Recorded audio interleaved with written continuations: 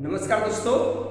और आज की वीडियो में हम लोग ऐसे टॉपिक्स पर बात करने वाले हैं जो देखने में तो बिल्कुल सिमिलर लगते हैं, लेकिन कुछ हम आपको उनके बीच में ऐसे पॉइंट्स बताने वाला हूं जिससे यह स्पष्ट हो जाएगा दोनों में क्या अंतर है।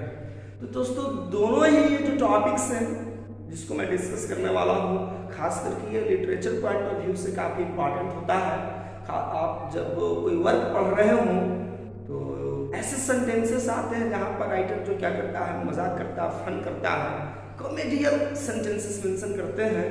तो ऐसे सेंटेंसेस को हम लिटरेरी लैंग्वेज में क्या कहते हैं। तो दोस्तों आज की वीडियो में हम बातें करने वाले हैं, एक तो हम कहेंगे फिगर ऑफ स्पीच के साथ ही साथ ये हमारा लिटरेरी डिवाइस भी है।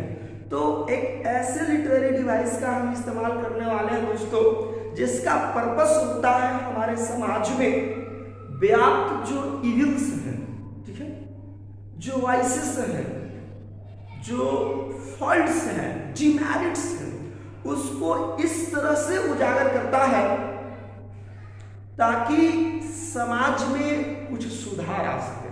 ठीक है दोस्तों, या हम ये कहें कि किसी इंडिविजुअल या पर्सन के अंदर कुछ बुराइयां हैं, कुछ खामियां हैं, तो इस तरह से उसकी खामियों को दिखाना कि हम उसके अंदर के जो इविल्स हैं, जो डिमेरिट्स हैं, हम उसको दिखा भी दें और सामने वाले को बुरा भी ना लगे, उसको स्ट्रेंज या ओड भी फील ना हो।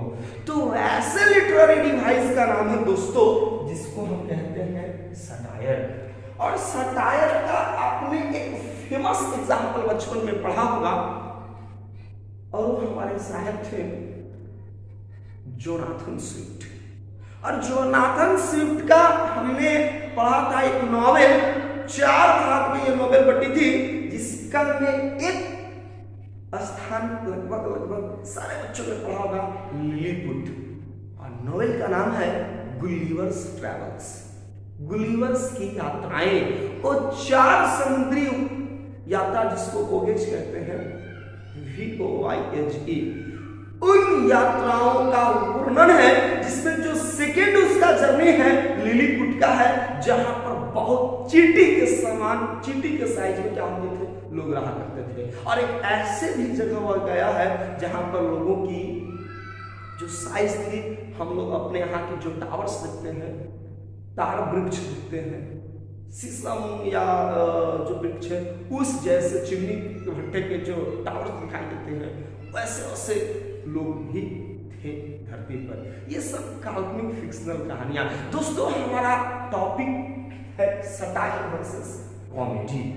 ठीक है, कॉमेडी कहे तो दोस्तों जिसका मतलब ही है रिलेटेड टू कॉमिक, और कॉमिक कहे तो दोस्तों full of fun, full of humours, full of just enjoy या एंटरटेनमेंट। आइए दोस्तों पॉइंट वाइज डिस्कस कर लेते हैं दोनों में फिर आखिर अंतर क्या होता है। तो कॉमेडी होता है दोस्तों, comedy is a performance of light and humorous characters. Light क्या है तो जिसमें सीरियस, लाइट में हल्का नहीं दोस्तों, लाइट का मतलब ऐसे कैरेक्टर्स दिखाए जाते हैं जिसमें सीरियस बातें नहीं होती है। तो लाइट बातें करने का मतलब फिर से क्या हो जाएगा, ह्यूमरस या फुल ऑफ फन। मजाक किया, मैंने कुछ ऐसी बातें कहा जिसको लोगों ने वन साइड से सुना, दूसरे से पास कर दिया, जिसमें सीरियस मैटर्स नहीं होता है, लाइट कैरेक्टर्स होता है। ठीक है, विद ए हैप्पी और चीयरफुल एंडिंग, जिसका ये सबसे इंपॉर्टेंट पॉइंट होता है। कॉमेडी की खासियत क्या होती है, जिससे आपने पढ़ा होगा 12th नाइट या all is well that ends well, जो कि एक फेमस प्रोवर्ब्स है, विलियम शेक्सपियर ने इस्तेमाल किया है। चलिए प्रोवर्ब्स की बात आती है तो एक इंपॉर्टेंट बातें मैं बताना चाहूंगा।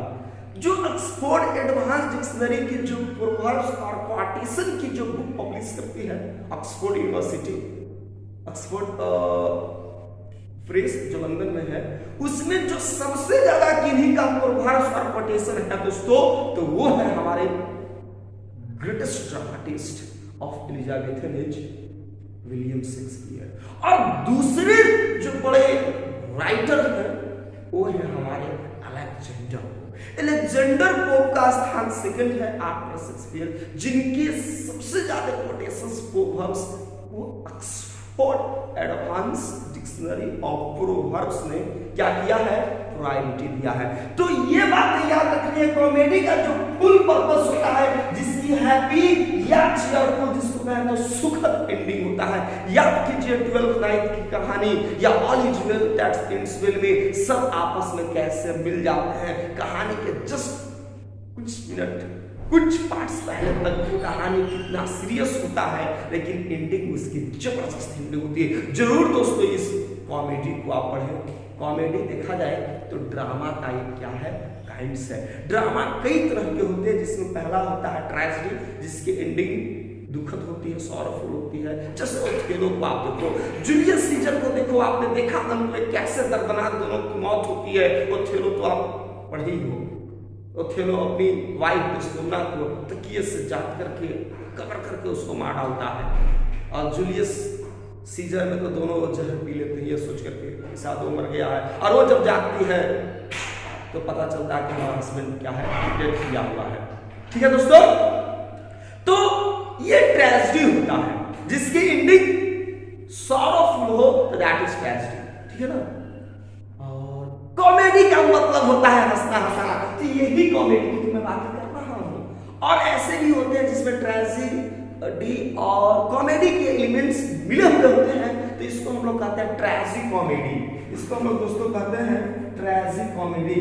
वैसे पीस ऑफ राइटिंग होता है ड्रामा में, जिसमें दोनों एलिमेंट्स देखने को मिलते हैं। तो इसका सबसे बेस्ट एग्जांपल होता है हमारे बॉलीवुड सिनेमा।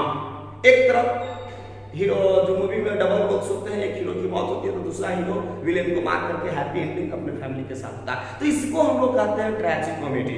आइए दोस्तों बात करते हैं सटायर की। तो satire is the use of humour, fun, wit, irony, मजाकिया, एक्सेजरेशन, बातों को बढ़ा चढ़ा कर कहना, जिसको हम लोग एक्सेजरेशन कहते हैं, बहुत बढ़ा चढ़ा करके बातें करना। जैसे कोई मोटा है तो मतलब पक्का हाथी ये है, तो आदमी हाथी नहीं हो सकता है, उसकी मोटाई को सीधे हम लोग हाथी से क्या कर दिए, तुलना कर दिए। ठीक है ना। तो ये चीजें होती है।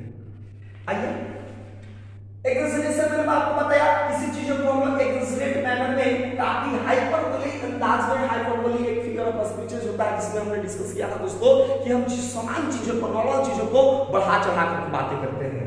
रेडिकुल, फिर से फन बातें करेंगे। टू एक्सपोज, क्लियर कर देना, प्रकट कर देना, उजागर कर देना।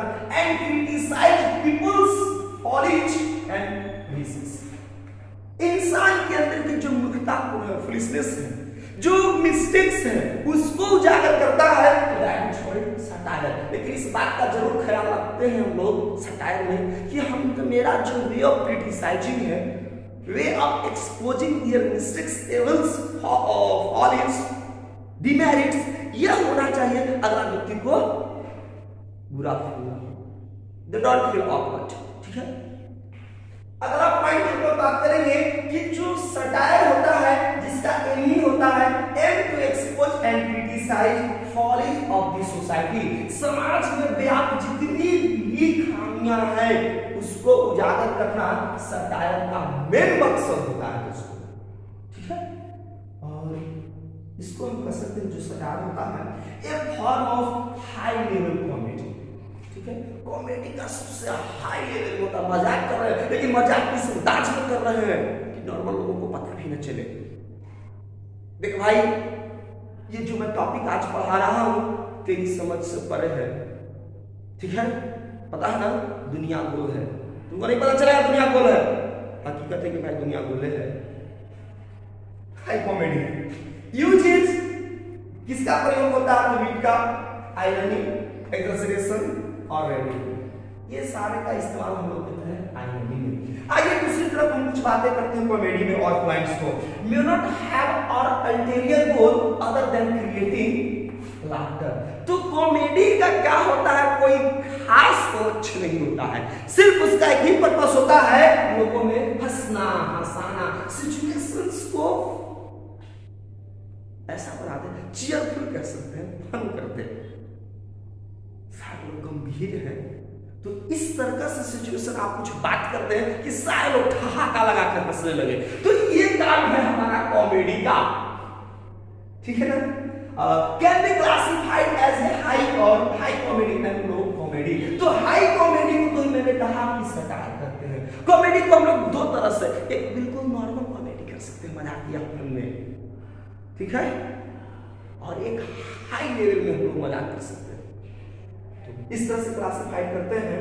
और कॉमेडी में भी दोस्तों देखा जाए तो कहीं ना कहीं फार्स, आयरनी, ठीक है, दो बार मैंने आयरनी को लिख दिया हूं, विट, सटायर का हम लोग इस्तेमाल करते हैं। तो दोस्तों हम उम्मीद करते हैं कि ये जो कुछ पॉइंट्स थे ये आज की वीडियो में आपको समझने में काफी मददगार साबित हुई होगी, कि हम समझ सके हैं कि सटायर वर्सेस कॉमेडी में क्या अंतर होता है। तो चलिए दोस्तों आज रहने देते हैं, आज की वीडियो में इतना ही, फिर मिलते हैं अगले वीडियो में एक नई पॉइंट के साथ। Thank you.